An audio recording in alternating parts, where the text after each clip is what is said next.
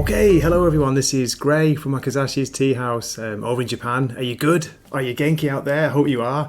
I'm a little bit blocked up, a little bit full of allergies. It's been a weird week, mainly because of the weather, but enough about that. Today we're going to talk comics and pop culture, and I've got my good friend from over the pond, as we say, Pops. How are you doing, Pops? Brother, it's so good. It's so much fun. I'm still just in awe that we are regularly chatting across the world about comic books. And if we could go back and tell our younger selves this was going to happen someday, we both would have thought it's completely insane and irrational. And yet it's almost like part of our routine now. It's like, okay, let me make sure I've checked with Gray, make sure I've got this on my calendar. Okay, we're going to do his channel, my channel.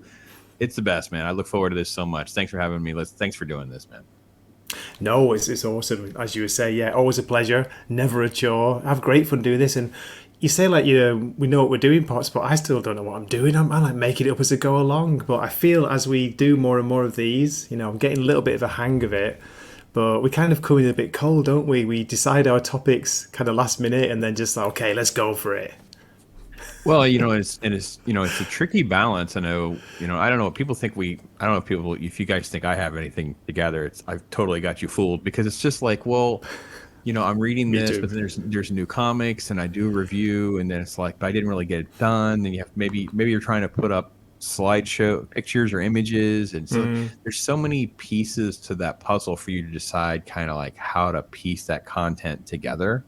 And then like this, you have a set, okay, now we're going to have a conversation about comic books. So I don't want to duplicate everything. I don't want to, I want to try to make sure we have some fun new stuff. And that's why we started doing some live reaction stuff. We're like, well, that's kind of fun. Let's just look at something neither one of us have really looked at yet and take a Yeah. peek at that. So yeah, no, it's kind of like a fun work in progress. And I think that once I embrace that more as a reflection of what I'm enjoying rather than trying to like I think last time we did do like the death of Miss Marvel thing, like that was kind of like a trendy thing to talk about. But for the most part, it's just more like, all right, what do you listen to? What do you watch? What are you doing? That's kind of more how I approach it. And I think that's kind of, yeah, that lends itself to sort of some last minute tweaking, if you will. That's it. Yeah, we do try and keep it current, don't we? Because yeah, we talk about things from the last few weeks, but also, I don't know about you. Have you picked up or have you read anything that's come out this week so far, Bobs? See, that's the thing too, is I don't necessarily keep track of the exact weeks that I'm on. So I would say the most recent thing that I actually just released this video on the Fantastic Four. So I got caught up to issue number 8. It looked like it was pretty new. I don't know if it was this week or last week or whatever it was. So that was the most recent thing that was of the current crop that I've kind of read since the Miss Marvel comic. I just had heard mixed things on Fantastic Four, kind of what had my thought on it. And I will be honest, I actually saw the cover of issue number 1, and it was like all of I've said it many times with you, Gray.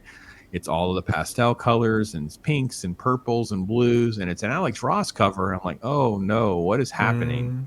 But I will say the art on the inside is not the biggest of the problem. The art is not the problem with that. It's just I find it all very bland and uninteresting. But it's not the worst comic in the world. We're in that realm of like the gradients of things where something can be just unbearable. But then there's like, it's the Fantastic Four though. It should be such top shelf, and it's just not. But anyway, that's the most recent thing that I've kind of gotten into. Cool. Yeah, that was relaunched, wasn't it? As you say, it's Mm-hmm. only up to issue 8. It's Ryan North writing it, who I don't Mm-hmm. know very well, and just like you, I've Yeah. heard very kind of mixed things. I've heard some people saying, "Oh, this is good. It's gone back to the kind of the fun family frolics of the old Fantastic Four," and then I've other people saying, "This guy, he just doesn't get the family. He's just kind of writing not nonsense, but it's a little bit all over the place." So yeah, I look forward to that. Is that video out? You say, or is that coming out soon?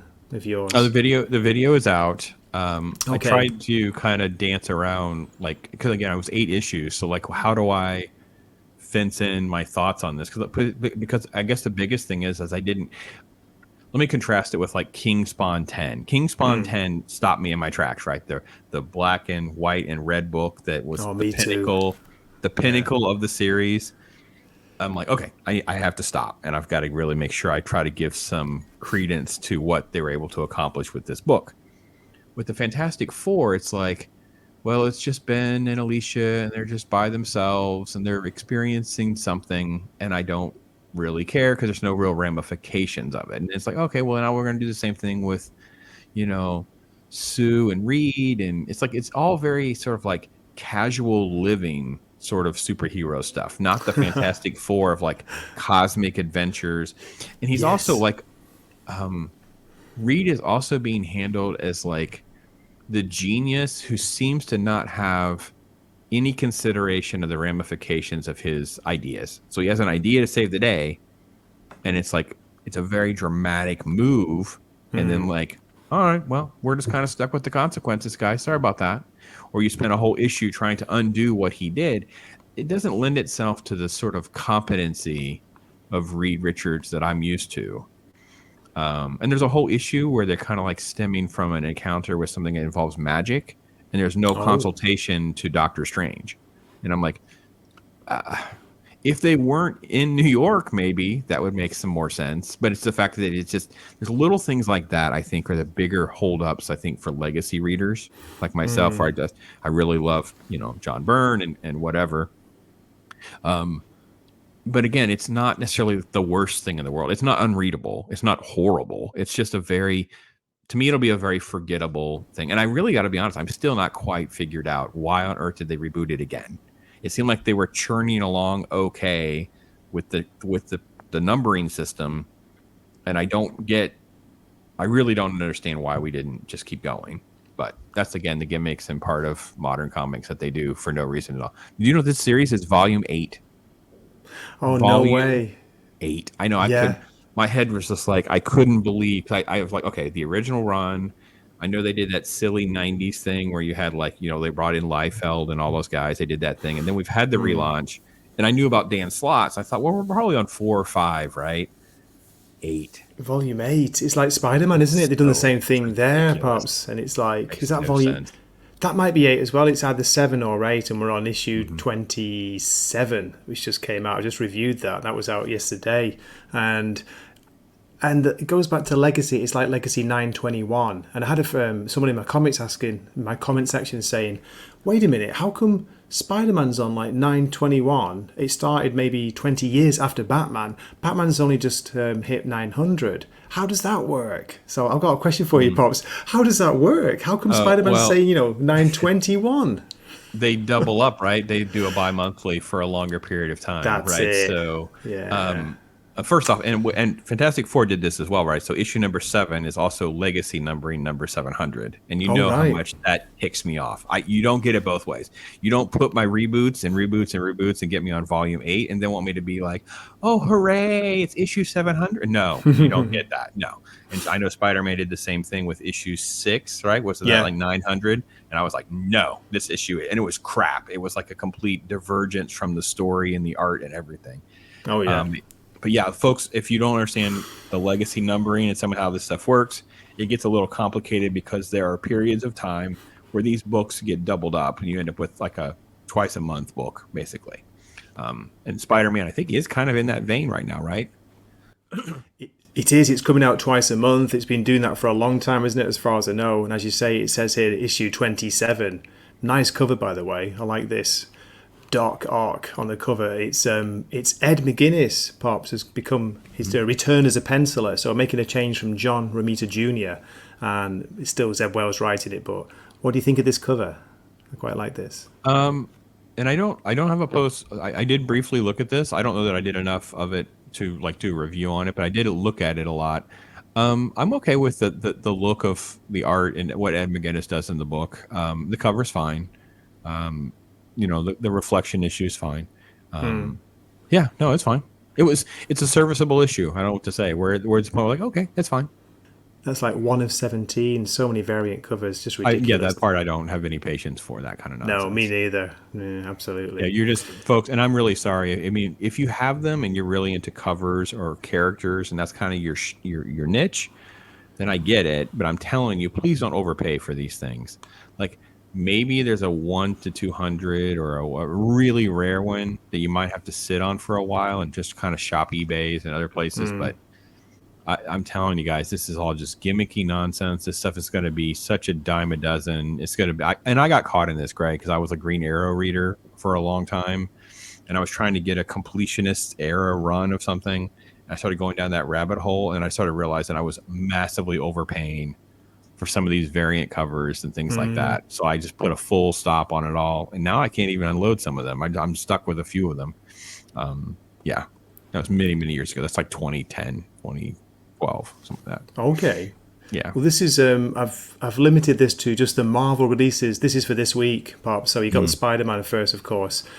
Just give you a quick run through, and for people who are listening and not watching, Moon Knight is out, Wolverine, X-Men Red, Star Wars Darth Vader. You've got a new issue of Carnage, a new Doctor Strange, which is only on issue 4. It's been relaunched goodness knows how many times. Captain Marvel issue 50. I think that might be the final one of this latest run. Yeah, right. So I will say with Doctor Strange, I did do a review on issue number 1, and I just never followed up. And I really, I will say this though, with the writer, and I couldn't tell you off the top of my head who it was, but they did a pretty good job of at least explaining what's been going on compared to what we've had with Spider-Man for basically the equivalent of, 20 something issues where it's the mystery box stuff. We'll eventually figure it out kind of thing. Right. Peter did something, and it took us until, issue 25 or 26 for us to even know what they're talking about.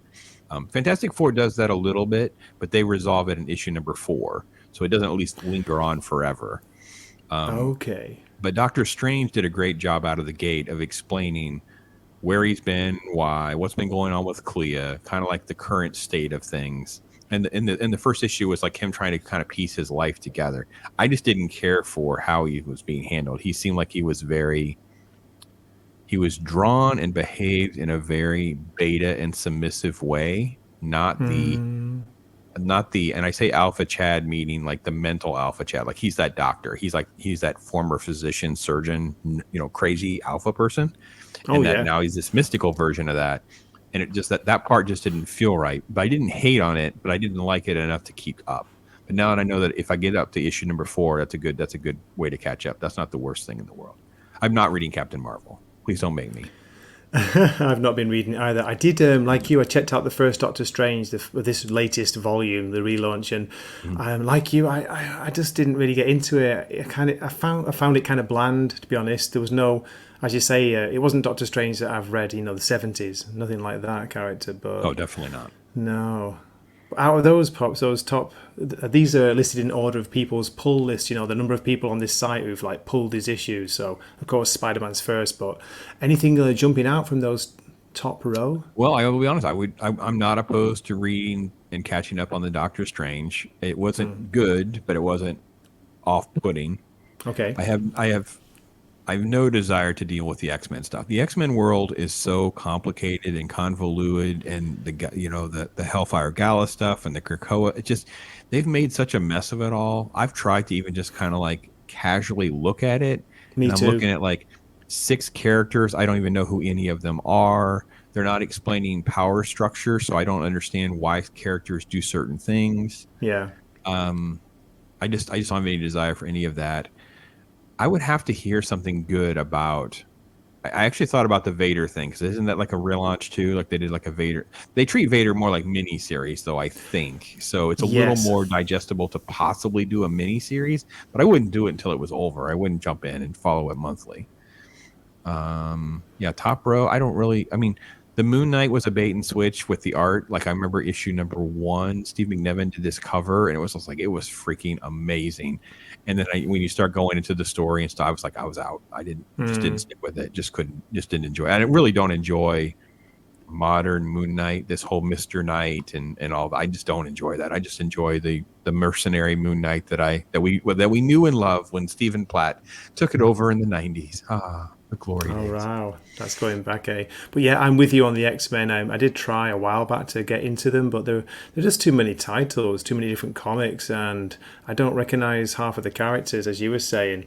So yeah, let's have a look at the second row. Here we go. We got, again, X-Men related, Rogue and Gambit. We've got Venom Lethal Protector, which is a throwback to the 90s. David Michelini's writing that. Extreme Venomverse. Black Panther issue 1, another relaunch. And then Spider-Gwen, Cosmic Ghost Rider, a miniseries as far as I know, X-23, and Spider-Man India, number 1. Oh boy.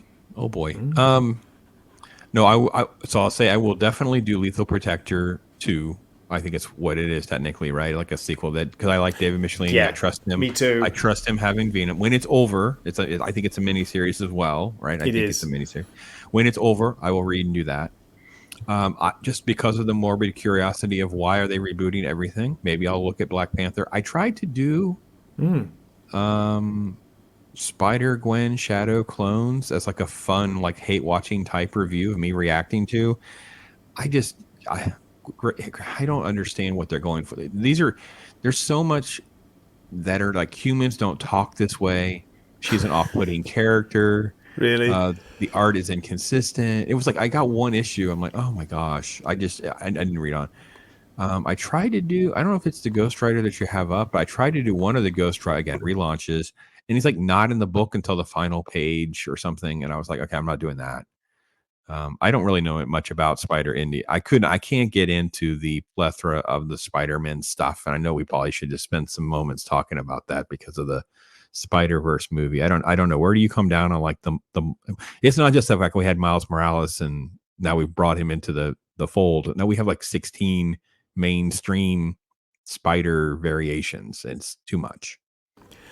Way too many for me to keep track of. Yeah, I haven't seen the new movie. It comes out in Japan on Friday, the 16th. Mhm. It's the same day as The Flash, by funnily enough. So Oops. you guys got it a little bit earlier. But I'm curious, Pops. I quite enjoyed the first one, despite, what they Hmm. did to Peter Parker, Hmm. despite the way they portrayed his character. But no interest in Spider-Gwen, never have. And only Spider-Man India. I'm kind of curious about that just because it looks quite what's the word? Quite funny, quite cool, quite different. I enjoy the first movie as well. I don't hate this movie. I don't understand why we need to have 2 hour and 15 minute films. Like Oh everything has to be over. wow, It's just way too long. We that's easily long, should. isn't it? Yeah. So you have like a 20-minute intro about Gwen and you do like 25 minutes with Miles. You have basically they have both have stories in this movie. It's like too much. And then just a mass amount of other Spider-Man stuff. And there's just way so someone I don't know which YouTuber it is, so I apologize if I'm offending them, but one of them pointed out that a lot of this is probably like the agenda and checkboxing stuff. And once the movie's done, they feel like they're going to get themselves in trouble by cutting it out.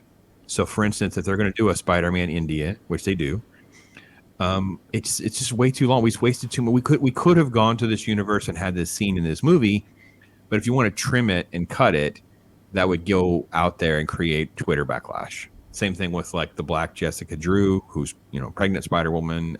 Just it's it's it's never bad, but it's definitely not as good as the first one. It's just like it's almost just too much stuff. Um, Okay. there's a lot of really good stuff in there. There's a lot of fun stuff in there. Um, I don't.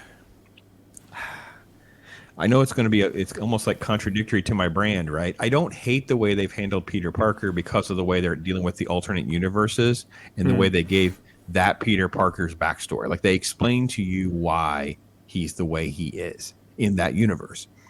That makes sense to me. The Yeah. problem with the comics, because the movies have done this, the Spider-Verse movies, both movies have handled the multitude of the Spider-Man stuff way better than the comics books do. If the comic books still had like the ultimate line and that's where you would find stuff, or they would keep it all sort of separate for you, it would be easier for me to figure it all out and handle it. But they can't do that if they're going to constantly be rebooting and not make these mini series. Like they're constantly rebooting, so now I'm confused. There's just too much stuff. I really can't stand what they're doing with Spider Gwen in the comic books because now it's like it's no longer Spider Gwen. She goes by Ghost Spider sometimes, and it's just too much. It's like I don't know what they want to do.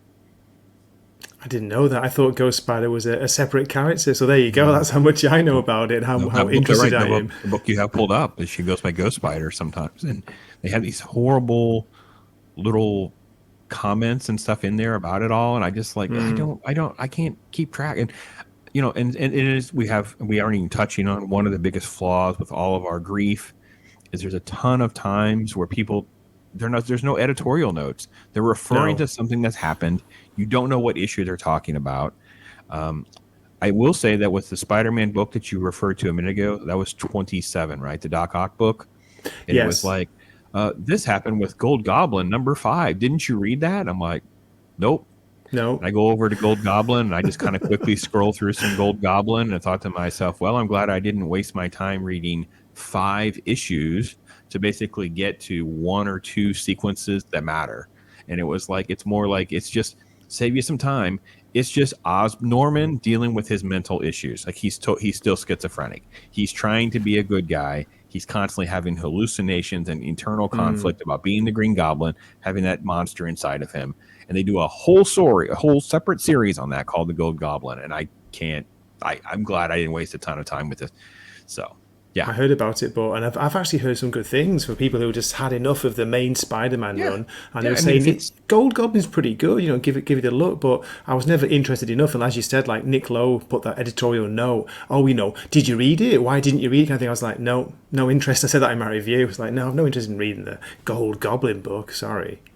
And again, if you're into that Green Goblin, Norman Osborn part of the mythos as a villain / the problem is they're just trying to make him an anti-hero now. They're trying to say Yeah. he's overcoming his mental illness to not be Green Goblin. He's going to be this quote hero now, and he's not always going to be responsible because he's doing things, but he will feel guilt from that. And it's like all of that. It's like, it's okay. I've just read this stuff now so many times. I don't find it as interesting and engaging as I could if it had been maybe 15 years ago. It'd been like the first time I'd kind of read some of this stuff. Like, I don't know. Okay. What Good else to we get your got going thoughts. on this page? Just on the last row, then look at this. By the way, Potts, it's 1, 2, 3, 4, 5, 6, 7, 8, isn't it? So 16, 17, 18, 19, 20, 22, 23 releases just in the 1 week for Marvel. So Wow. the bottom row, we've got Captain America Cold War Omega 1, issue 1. Must be a miniseries. We've got Clobbering Time, issue 4, another miniseries. Planet of the Apes, issue 3. Marvel Voices Pride, issue 1, $9.99 for that. And then The Excellent, an X-Men related book. Star Wars Sana Staros, number 5. And Son of Origins of Marvel Comics, Marvel Tales, number 1. I'm lost. 20 something books. 3, 23. 6. Oh my gosh. I don't know who can afford this. I mean, I know. I guess this is the 90s all over again. Like part of what bankrupted Marvel was they just kept going and going and going. Would have 117, 125, 132 books a month, and you're like, the quality gets spread too thin. You end up with a massive sacrifice of quality, both writing and art. You end up with all of this gimmick play, so they can just keep trying to churn some sort of titles and bait these poor stores into overbuying things so they can get some of those gimmick things that will sell. I did Planet of the Apes and was just didn't care. Like I just lost me. Like I've I'm done the a little same. bit I with tried issue 1. It was just going nowhere. It was going too to much kind of humor. be going for the movie, wasn't it? Well, the new movie versions. It was related to that and not the original classic kind of 70s stuff. And the biggest problem with that story, I don't know if you agreed with my assessment, was not even that there's not a good story in there. It's like they were like obsessed with time jumping. Like Yeah. my goodness, there was like 8 times, like it was like big 1 page, jump again, 1 page, jump again. Like what? If it is a mini, why are we not doing like a book based on this with like 1 cut or what? Again, quality of writing, right? Probably being saturated. And again, I don't see anything. Let me say it this way: if I was not doing YouTube and I'm just a generic consumer comic book guy, I see absolutely nothing that I can't wait to get, other than possibly Lethal Protector because it's Dave Michelini. Yeah. I'm with you. It's sad to admit it, but I'm buying and reviewing Spider-Man just because I've got back into it to give it a chance. But yeah, Venom, Lethal Protector, and that's a throwback to the 90s or even in the late 80s. And Spider-Man. But I'm buying the creator, right? You're buying That's Dave it, David Michelini. Michelini. Yeah, he was the one I was reading when I first started reading Spider-Man comics. He was a writer, just happened to be. So yeah, I've got a real nostalgic fondness for him and thought he was a good writer. He's a great writer, especially with being the co-creator of Venom with Todd McFarlane. And I'm with you. It's that core era that we come from, and and I didn't even necessarily get his name associated with stuff initially when I was reading some of that stuff. It came along later, and then once you had Lethal Protector, then I was all in on whatever Dave Michelinie wanted to work on. I'm like, I give that a shot, give that a go. So yeah, no, when that series is over, I'll probably do a full read of the whole miniseries. Okay, so do you prefer to do that if it's a miniseries, say just like 4 or 5 issues? Do you prefer to read it in one go? Yeah, I kind of like. I think I do kind of enjoy doing it that way. It's kind of like the Batman Joker when they're doing that. You keep like, I can't believe you're not reading Silvestri right now, and I'm like, because I think what my experience is, and again, to each their own, right? That point, I'm going to be selfish and just want to read and immerse myself into the pleasantries of Silvestri art. I'm just going to boom, done. The same with David Michelinie. I'm just going to be okay. I'm going to be in a Venom story done by David Michelinie, and I'm going to be able to enjoy, let's say, 6 issues. So you're talking about like an hour of your time, maybe even a little longer if you take your time. I'm like, that to me brings me the joy of doing this that I have had this whole time. Whereas the week to week stuff, it kind of, I don't want to say it gets lost in the shuffle, but it's stuff that I'm not like. I can't even tell you last time where I'm like, I can't wait for this to come out, wait for that to come out. Because I have the same experience of why I'm enjoying Gunslinger Spawn so much is when I get into it, I'm enjoying it for 2 or 3 issues at a time. I'm really, really just loving it. You know what I mean? Whereas this week to week thing, it tends to be a little more like, well, I'll get to it when I get to it. I don't tend to get as excited. I know exactly what you mean. Trying to think what I've had it with recently, and it's not even a mainstream book. It's one of the Mark Millers, or even a couple of Mark Miller books. The Nemesis Reloaded. I was really looking forward to each issue of that, and then a little bit with the Ambassadors. Maybe not as much with that one, but for DC and Marvel pops, I'm almost like sad. I'm sad to say because I grew up loving them. Maybe Daredevil has been good from Marvel, and that's about it. That's one book I can say. And with DC. The Batman Joker Deadly Duo, yeah. Apart from that, the main Batman's been very hit and miss, and I'm a huge Batman fan. That's about all. That's just terrible, isn't it? Is it just because I've got old? Do you think I've just got out of it? Got out of the comics?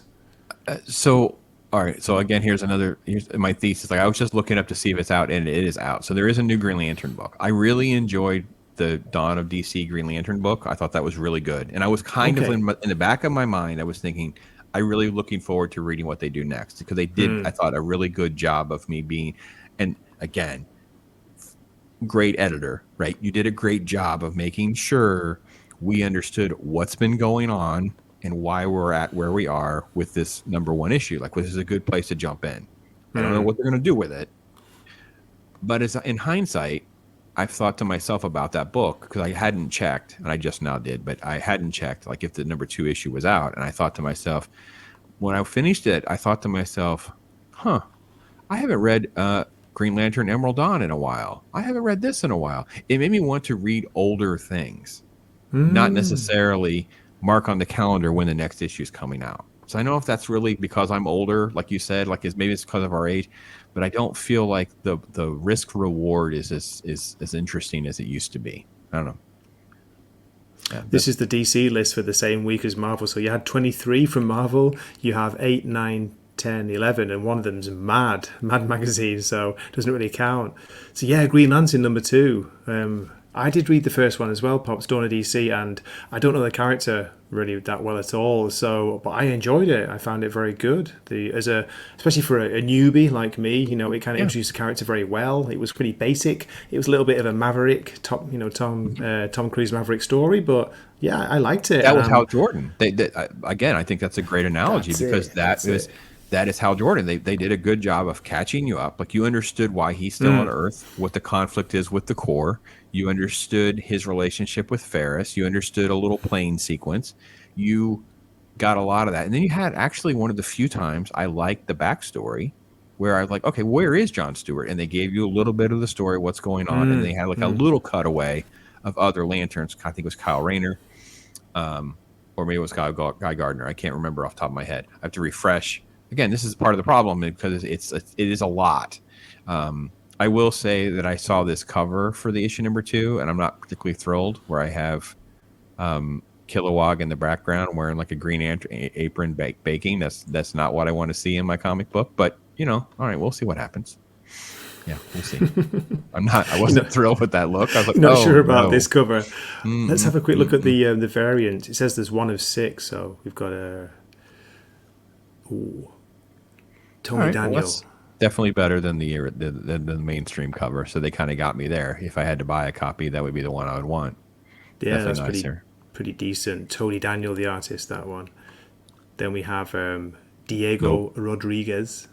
Nope. Oh, sorry, Derek Robertson and Diego Rodriguez. Oh, Derek Robertson. I'm not dissing the quality of the art. I just like why. There's You nothing don't you interesting don't about want this. him, yeah, as a main character. Yeah, What am I doing? Why am I doing a variant cover of? Yeah, don't get I it. don't even know the character part. So he said the name, I was like, no idea who it is. Yeah, it's just one of the Green Lanterns, and it's like this isn't. There's no action. It's like him playing with a tea set. Are you kidding me? Like I don't. No, no. Stop. Don't do those. Let's stop doing it. Stop wasting your money, DC. Rafael Sarmento.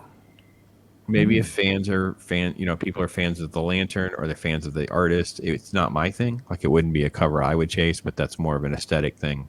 I'm not Yeah, opposed. I don't know why we need to have variants of issue number 2. By the way, I know. I'm surprised there were six. I thought maybe there might be two variants. I don't think we need any variants. I think what you do is the old school way. Like you sell out of your book, right? You make Yeah, a good book. You sell out of your book. You make a second print, and you make a variant cover with your second print.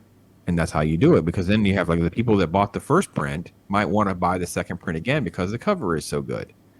So it seems like it's just an easy formula to go with, and they know the sales number, so they should be able to say we're going to sell X amount, and then we'll go to a second print. And you could even cheat a little bit and maybe go with some lower print runs, so you can get those second prints. You can kind of get people accustomed to doing it, and then kind of raise the numbers casually as the water raises because the series is good.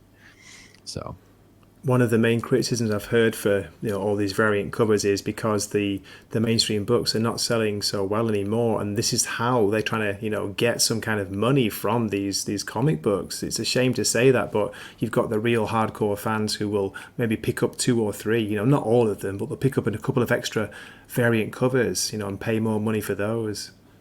Well, that's kind of how it does work. So again, for people who understand how this works, let's say it was a 1 in 6 cover, right? I think that's what you Yeah, said it was, like a 1 in 6. That means the store, for every 6 copies they buy, they get one of those. Now, right. Of the main the book. store has to buy them, and it's all non-refundable, non-returnable. So they buy 6 of the issues number 1. They get the 1 variant cover. So they're going to sell the variant cover as some sort of markup because it's worth 6 of the other ones. So let's say it's a $10 book now. I don't know what the prices would be. So that's where this goes. But then we start getting into these weird, odd variants. This one's 1 in 50, Pops. I just realised. Yeah, but 1 in 50. Why? Why? Okay. So that means a store bought 50 to get that. How are you going to move this book? I mean, no offense. Maybe, again, you're really into the art or something like that. There's nothing interesting or appealing about this compared to like the Tony Daniel one.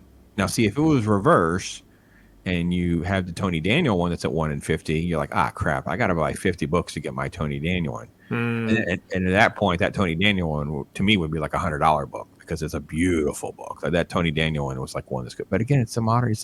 We're talking about an issue number 2. Like, who cares? $100. That's crazy, isn't it? But yeah, No, that's how why? they're going to make the money, is it? They have to charge so much because for paying for 50 regular issues. Unbelievable. So maybe it's the stores that need to just draw the line, the fans, or just stop buying some of these. I mean, I got to be honest. If you're looking for anything that's like that, I just wait till they're out for a long period of time. Yeah. I just don't do it. So yeah, there we go. Completely insane. Don't understand why. Insane is the word, unfortunately. Yeah. Sorry to hear that. Yeah. Okay, this has been a great discussion so far. If it's okay, we'll move on to second topic. I want to get your take on this. Had some very sad news this week. We lost the wonderful artist at a very, very good age, 93, John Romita Sr. Yeah, it was kind of a tough day. I told my wife because I talked to her early in the day and I was having issues with my day job and stuff like that. And she's like, she could tell in my voice I wasn't quite right while I was driving. And I said, well, we lost one of those comic book artists that nobody's heard of except for nerds like me. The world's a less better place because I know there won't be any more John Romita Sr. art ever done. And not that he was doing art, but just the idea that that's over. But he had a great run. Let's face it. He changed everything. I know folks know Stan Lee. They've gotten to know, I think, because of the Marvel Studios projects. I think they've heard names like Jack Kirby and Steve Ditko, and they've learned other creator names that they probably didn't know before those movies.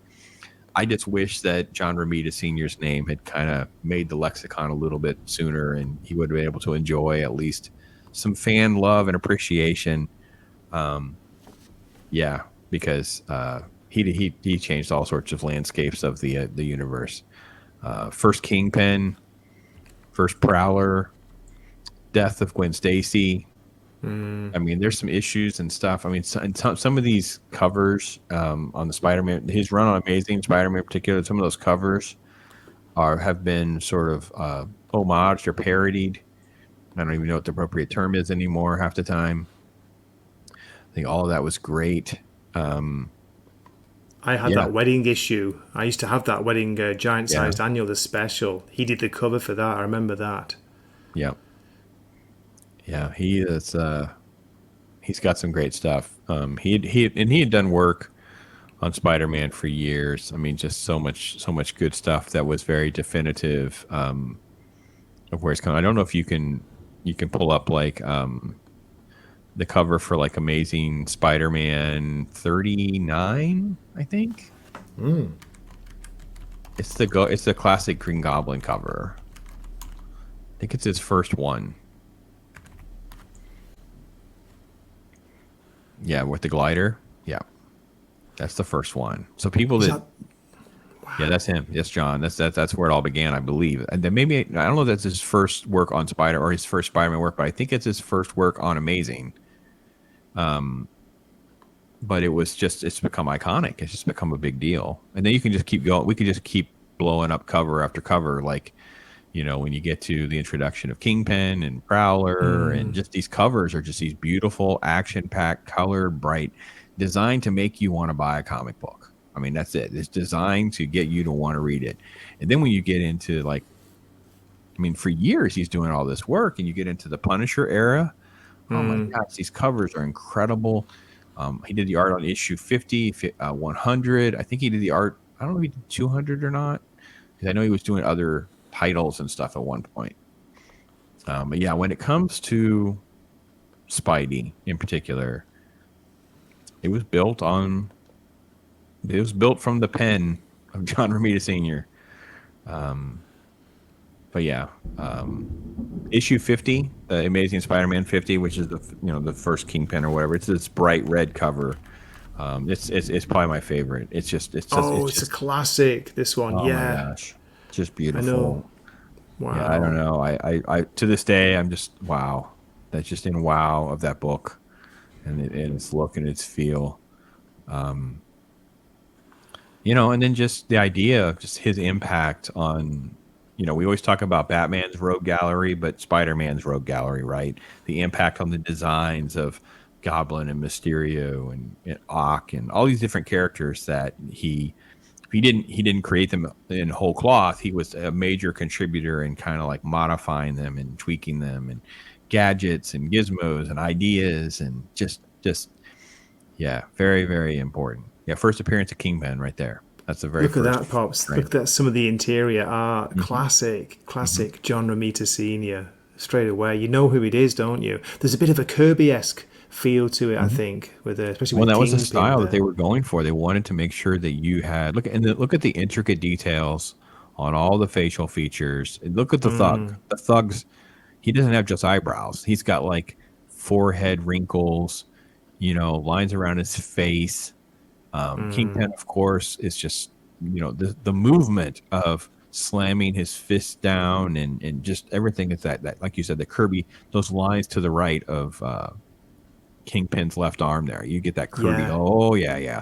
It's very you get the feeling stuff. of movement, don't you? Power. There's another one here. It's showing 50 to 52. The classic Harry Osborn. The way he drew him. Yeah, Harry is always rocking the widow's peak. They're definitely hardcore and reminiscent of Norman. Norman has a widow peak too, but Harry had more of the juvenile, elongated face and less menacing. Had to kind of evolve into that.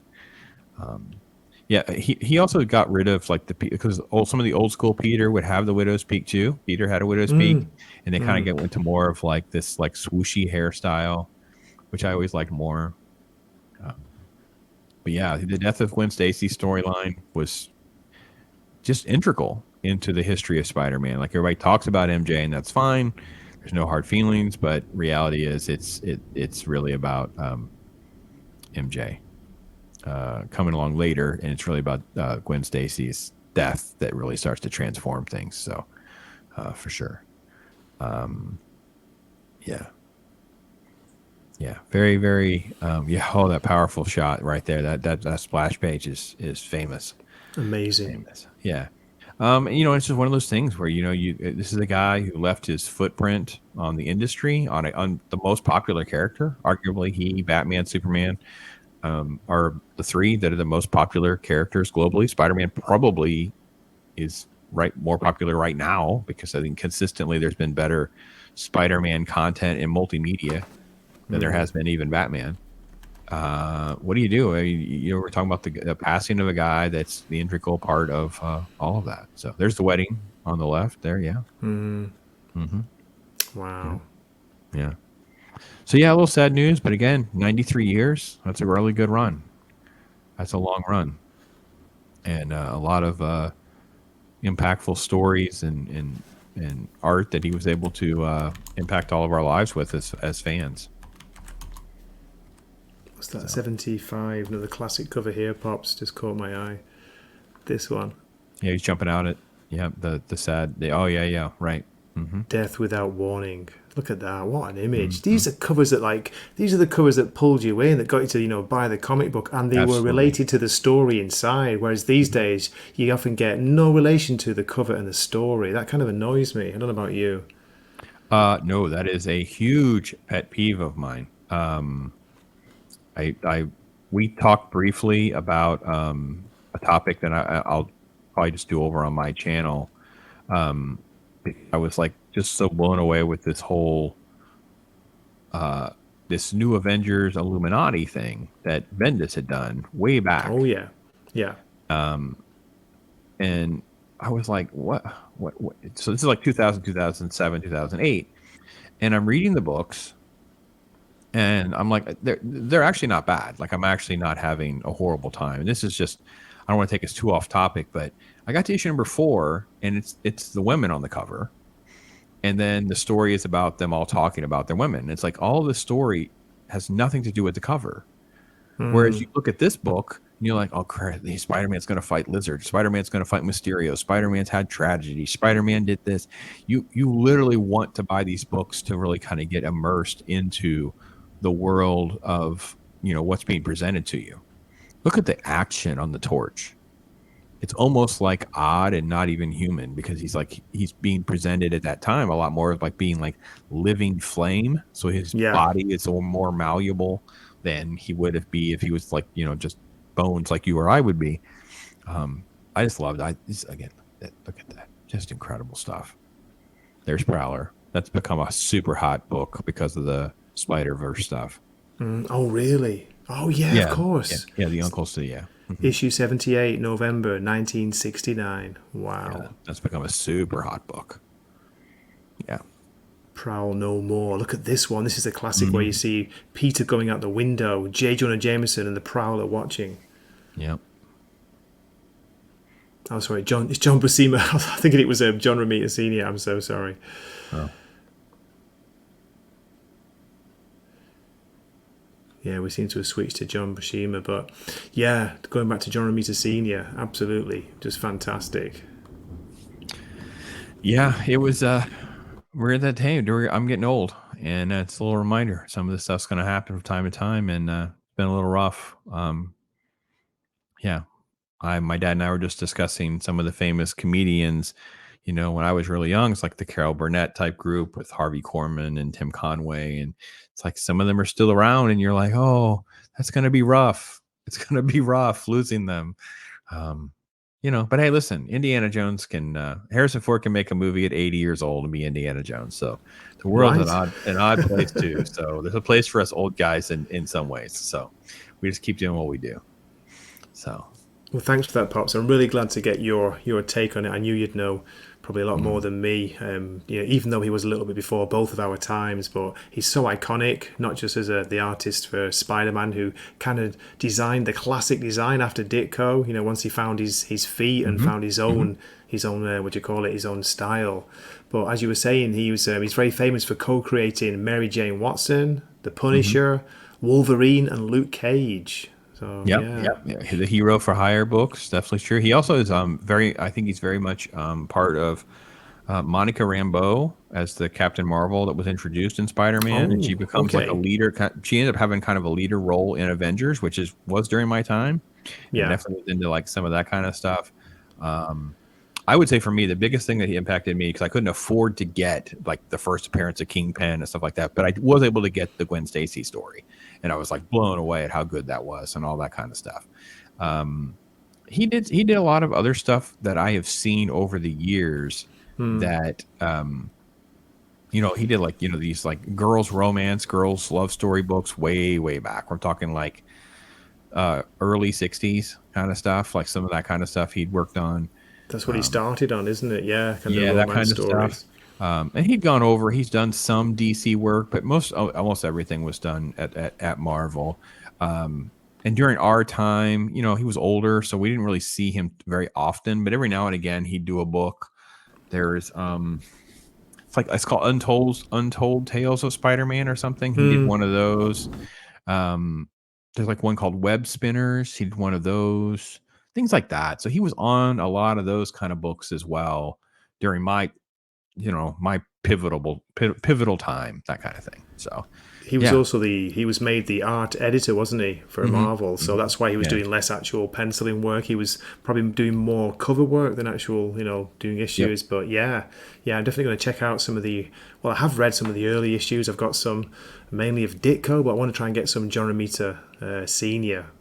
He changed, I work. think, also Black Widow's costume as well. Like he gets credit Okay. for changing her into that like skin tight look that she had. I'm not gonna totally be able to speak on that, but he did. There's a great Spider-Man Daredevil book and a cover that I've seen that I love that one as well. So yeah, there's great stuff in there that he changed the landscape, and a lot of these designs and things like that we take for granted started with him. So all right, Hey, just shout out to Mrs. Wakizashi just this came is in. It's just, Waki. how you doing? You finished work? We're just going to wrap things up now. So, Pops, before we finish, I'm going to mute myself, but please let people know what you've got coming up, what you're working on, because I'm not sure this will be dropping, but I'll be putting this out in the next few days, hopefully. No problem at all. Listen, appreciate that so much. YouTube/@pops. Comic Book Wednesday. So I do a comic book talk just like we're having here today. So if you like this, you're going to like my comic book talks where I have someone on, we're chatting about comics or the industry, those kinds of things every Wednesday. Then I drop some reviews, just like this guy does. So we're having a fun time doing that. Then I also do like movie reviews and TV shows on weekends. On Saturdays, I have Saturday morning cartoons. I could do like rewatches and respond to those. And I do more like a serious interview type show. Or I don't say serious. That's not the right word for me. But we get a little more into the weeds about life and some different stuff on the weekends. That's called What's Your Story. So kind of like a big broad spectrum of stuff that kind of reflects who I am and that nerdy dude you see before you, man, who just loves that kind of pop culture stuff. So appreciate this, man. No, it's been fantastic as always. Yeah, once we got going, had a great time. I can't believe how fast the time has gone. And sorry Yeah. about the sound and the weather issues. It's No, been rumbling hopefully and growling outside. It's chucking it down now. As we say in Northern England, we say chucking it down. It means raining chucking it very down. heavily. All right. Raining Chucking cats and it. dogs, chucking it Yeah, down. Okay, raining I got cans of that. dogs. Uh, Yeah. yeah, you don't know with StreamYard, man. You'll hear it on your end, but it doesn't. And they find it is what it is. But yeah, listen, it's been great. It's awesome. It's still amazing that we can be across the world talking comic books, man. It's a blast. Okay, nice one, and hope to catch up with you soon. Next time we'll be on Pops' channel, so looking Yep. forward to that. And yeah, just leave me to say thank you so much for listening, for tuning in, for watching if you watched, and do check out some of the books we talked about. We did give some recommendations. We hope we can put you onto some decent stories. And if you get a chance, do try and pick up or at least look at some of John Romita Sr.'s, classic work, his legacy. So again, Pops, thanks for coming on. And yeah, we'll talk soon, yeah? Take it easy. Absolutely. Good night.